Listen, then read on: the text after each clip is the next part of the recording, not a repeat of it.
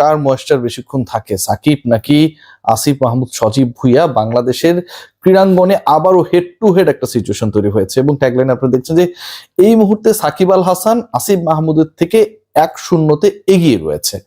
যে ব্যাটেলটা এর আগে হয়েছিল, তীব্র ব্যাটেল হয়েছিল সাকিব এবং আসিফের, এবং সেই ব্যাটেলে আমরা দেখেছিলাম যে একটা সময় শেখ হাসিনাকে, সাবেক প্রধানমন্ত্রীকে এন্ডোর্স করার কারণে আসিফ মাহমুদ সজীব ভুঁইয়া তিনি ফেসবুকে স্ট্যাটাস দিয়ে মোটামুটি একটা সরকারি অবস্থান গ্রহণ করেছিলেন। বাংলাদেশ ক্রিকেট বোর্ডকে তিনি নির্দেশনা দিয়েছেন বা দিবেন কোনোভাবেই যেন বাংলাদেশের জার্সিতে সাকিব আল হাসান খেলতে না পারেন।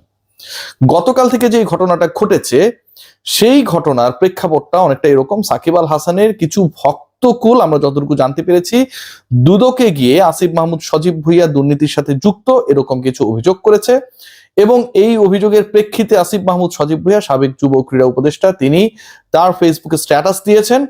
সাকিব আল হাসান আজকে বিভিন্ন গণমাধ্যমে তার মতো করে তিনি জানানোর চেষ্টা করেছেন যে তার ভক্ত কারা বা কারা গিয়ে দুদকে আসিফ মাহমুদ সজীব ভুঁইয়ার নামে দুর্নীতির অভিযোগ দিয়ে এসেছেন সেই ব্যাপারে তার আসলে কোনো কিছু জানা নেই। তিনি সেহরির পরে এই ঘটনাটা জানতে পেরেছেন, তিনি যেহেতু বাংলাদেশে অবস্থান করছেন না। আলোচনা এখানটায় নয়, আলোচনা অন্য একটা জায়গায়, এবং সেই আলোচনায় আসলে সাকিব আল হাসান ক্লিয়ারলি গিয়ে আসিফ মাহমুদ সজীব ভুঁইয়া আজকে বক্তব্য দিয়েছেন, তার অবস্থান ক্লিয়ার করার চেষ্টা করেছেন। কি কারণে তার অবস্থানটা আসলে খুব বেশি গ্রহণযোগ্য না সেই আলোচনাটাই করব। তার আগে আপনাদের জানিয়ে দিতে চাই ওয়েদার চেঞ্জ হচ্ছে এবং এই ওয়েদারে ময়েশ্চার অন্তত 72 আওয়ার্স পর্যন্ত যদি আপনি ধরে রাখতে চান, লিলি হুইপশিয়া বডি ওয়াশ আপনাকে সেই গ্যারান্টি দিচ্ছে।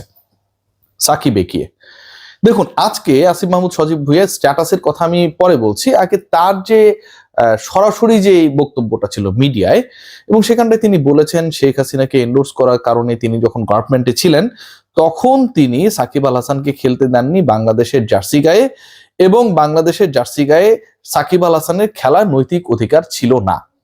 এই আলোচনাটা তিনি করেছেন। এর জন্য যদি শাস্তি হয় তাহলে সেই শাস্তি তিনি মাথা পেতে নেবেন।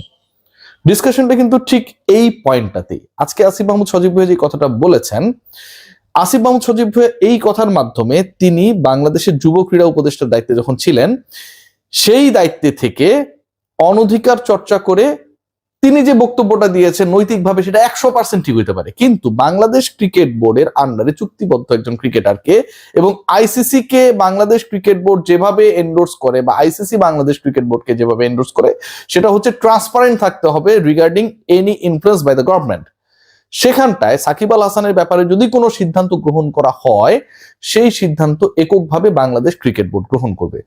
তিনি বলছেন সরকারে থাকা অবস্থায় তিনি সাকিব আল হাসানকে খেলতে দেন নাই, এইরকম অধিকার বাংলাদেশ ক্রিকেট বোর্ডকে আইসিসি দিয়েছে। প্রথম পয়েন্ট যেটা, উত্তরটা হচ্ছে না। দ্বিতীয় যেটা, সেটা হচ্ছে সেই বাংলাদেশ ক্রিকেট বোর্ড, যেই বাংলাদেশ ক্রিকেট বোর্ড বিসিবি কে, আপনারা যতই গালিগালাজ করেন আমাকে, যেই বাংলাদেশ ক্রিকেট বোর্ড বিসিবি কে আসিফ মাহমুদ সজীব ভুঁইয়া নির্দেশনা দিয়েছিলেন যে সাকিব আল হাসান তিনি শেখ হাসিনাকে এন্ডোর্স করেন, তার বাংলাদেশের জার্সি গায়ে খেলার কোনো ধরনের নৈতিক অধিকার নেই। আসিফ মাহমুদ সজীব ভুঁইয়ার এই বক্তব্যে অনেক নৈতিক শক্তি থাকতে পারে, কিন্তু যেই বোর্ডকে তিনি আদেশটা দিয়েছেন সেই বোর্ডই তো এখনকার বোর্ড। আসিফ মাহমুদ সজীব ভুঁইয়া সাবেক যুব ক্রীড়া উপদেষ্টারই তো বোর্ড। সেই বিসিবি তো তার গড়া, সেই বিসিবির প্রত্যেকটা কাউন্সিলর, সেই বিসিবির প্রত্যেকটা ডাইরেক্টর তিনি যেভাবে চেয়েছেন সেভাবে বাংলাদেশ ক্রিকেট বোর্ড এই মুহূর্তে দায়িত্ব পালন করছেন।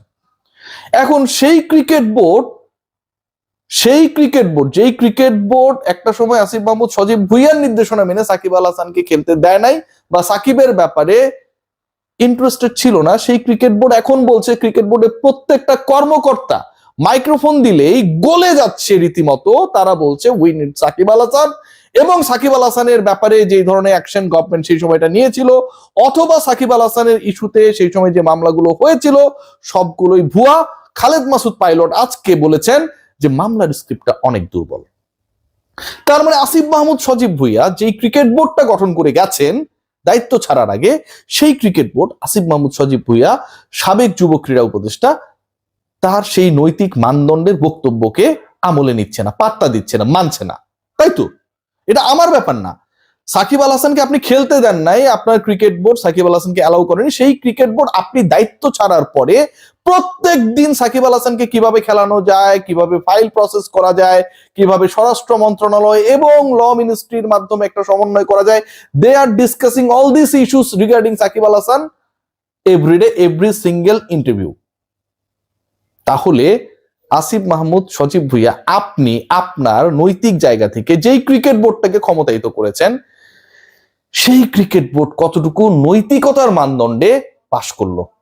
সেই ক্রিকেট বোর্ড তো আসলে নৈতিক না। সেই ক্রিকেট বোর্ড প্রথমত গভর্নমেন্টের ইনফ্লুয়েন্স দ্বারা প্রভাবিত একটা সময় ছিল, এবং দ্বিতীয়ত সেই ক্রিকেট বোর্ডকে আপনাকে ফ্যাসিস্ট বলতে হবে, অবশ্যই বলতে হবে। কারণ আপনার বক্তব্য অনুযায়ী যিনি শেখ হাসিনাকে এন্ডোর্স করলেন তাকে আপনি খেলাতে চান না, খেলাতে দিবেন না, বাংলাদেশের জার্সিকে তিনি নামতে চান না, পারবেন না ইনফ্যাক্ট আসিফ মাহমুদ সজীব ভুইয়া। আবার আপনি যে ক্রিকেট বোর্ডটাকে গঠন